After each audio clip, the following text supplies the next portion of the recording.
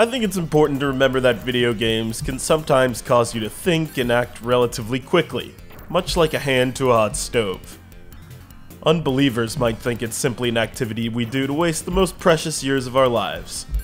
Fortunately for us, we know better. Puzzle games are part and parcel of my experience, and when you're squaring off against an opponent, human or computer, it's a race to line up as many shiny gems as fast as we can. Then rinse and repeat against the next combatant. It's the premise of Columns 3, Revenge of Columns, which builds upon the original Columns, with more puzzle battle action and enemies in the style of Mean Bean Machine. Kind of. Columns 3, Revenge of Columns sashayed its way onto the Genesis in 1993 to the delight of fans of the first game, whether they experienced it on the 16-bit console or Game Gear.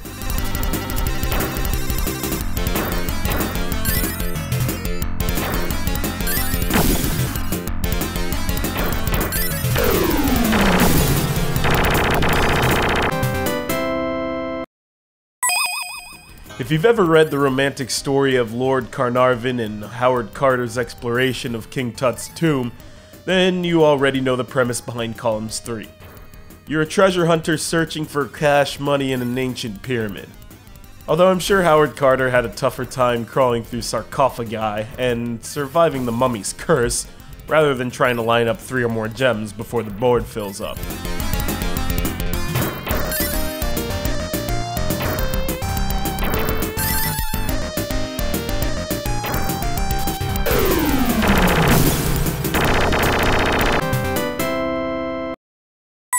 There are a few variations from the original Columns that have been added to challenge even the most worthy puzzle battler. Certain attacks can be used on your opponent or vice versa, including turning your screen upside down. Defeat your opponent in a best out of 3 game series and receive magic items that will aid you along the way. That's all there really is to it.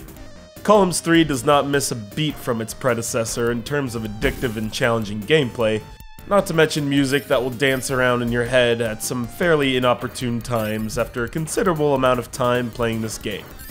You've been warned.